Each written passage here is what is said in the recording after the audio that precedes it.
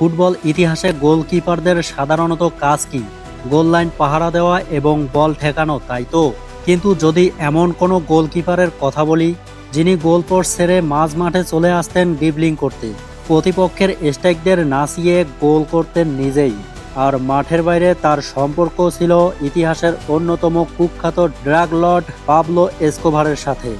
হ্যাঁ, আমরা কথা বলছি কলম্বিয়ার কিংবদন্তি গোলকিপার রেনে হিগুইতাকে নিয়ে। কিন্তু কেন তাকে ফুটবলের ইতিহাসের সবচেয়ে বিপজ্জনক গোলকিপার বলা হয়? আজ আমরা জানব সেই অবিশ্বাস্য গল্প। তাই ভিডিওটি না টেনে শেষ পর্যন্ত দেখতে থাকুন।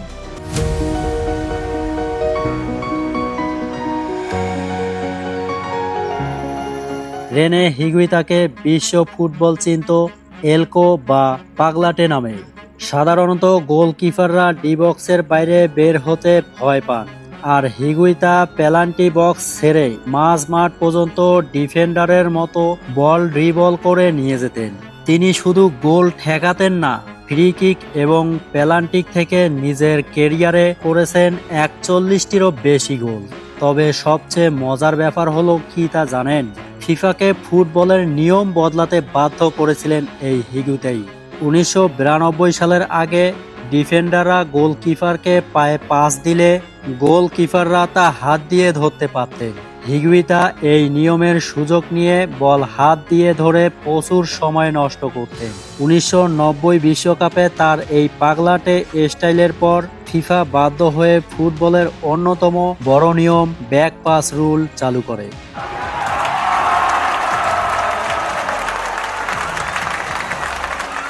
1995 সাল লন্ডনের ঐতিহাসিক ওয়েম্বলি স্টেডিয়ামে মুখোমুখি কলম্বিয়া আর ইংল্যান্ড।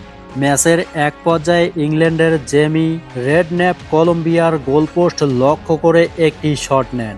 বলটি খুব সহজেই লুফে নিতে পারতেন হিগুইতা, কিন্তু তিনি সাধারণ কিছু করার মানুষ ছিলেন না। বলটি যখন লাইনের কাছাকাছি পৌঁছালো, হিগুইতা শরীরটাকে সামনের দিকে ঝুঁকিয়ে শূন্যে লাফিয়ে উঠলেন আর পেছনের দুই পা দিয়ে বিচ্ছুর মতো কামড় দিয়ে বলটি ক্লিয়ার করলেন। জন্ম নিল ফুটবল ইতিহাসের সবচেয়ে iconic moment, the scorpion kick. পুরো ফুটবল বিশ্ব সেদিন হাঁ করে তাকিয়েছিল এই পাগলামির দিকে।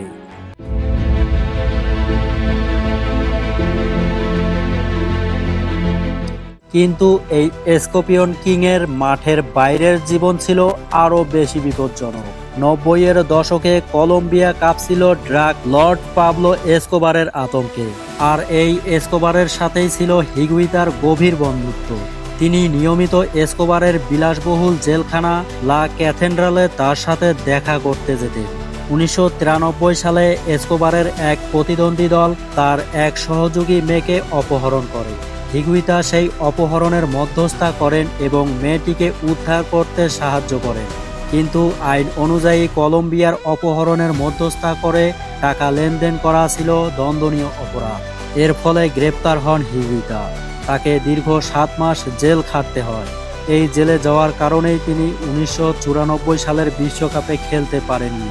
শুধু তাই নয়, ইউরোপের বড় বড় ক্লাবে খেলার স্বপ্ন তার আজীবনের মতো শেষ হয়ে যায়, কারণ কোনো ক্লাবেই এই বিপজ্জনক গোলকিপারকে দলে টানতে সাহস পায়নি। পরবর্তী 2004 সালে ড্রাগ টেস্টে কোকেন পজিটিভ হয়েও তিনি বেশ কিছুদিনের জন্য নিষিদ্ধ হয়েছিলেন। মাঠের ভেতরে ও বাইরে এত বিতর্ক থাকার পরেও কলম্বিয়ার সাধারণ মানুষের কাছে রেনে হিগুইতা ছিলেন এক রবিনহুড চরিত্রের মতো। তিনি একবার রসিকতা করে বলেছিলেন যে তিনি কলম্বিয়ার প্রেসিডেন্ট নির্বাচনে দাঁড়াতে চান, কারণ তিনি মনে করতেন দেশের গরিব মানুষের দুঃখ দূর করার ক্ষমতা তার আছে। রেনে হিগুইতা একজন কিপার হিসেবে যেমন ছিলেন অবিশ্বাস্য, মানুষ হিসেবে ঠিক ততটাই ছিলেন বিতর্কিত। সব মিলিয়ে তিনি আসলেই ছিলেন ফুটবলের সবচেয়ে রোমাঞ্চকর ও বিপজ্জনক এক চরিত্র। আপনি কি মনে করেন, হিগুইতার মতো এমন পাগলাটে গোলকিপার কি ফুটবল ইতিহাসে আর কখনো আসবে? কমেন্ট করে মতামতটি জানিয়ে দিন। আর ভিডিওটি ভালো লাগলে লাইক দিন। এমন ইতিহাস ও রোমাঞ্চকর ভিডিও পেতে পেজ হলে ফলো করুন এবং চ্যানেল হলে সাবস্ক্রাইব করুন। দেখা হচ্ছে আগামী পর্বে নতুন কোনো ভিডিও নিয়ে। সেই পর্যন্ত সকলেই ভালো থাকবেন, সুস্থ থাকবেন। সকলকে ধন্যবাদ।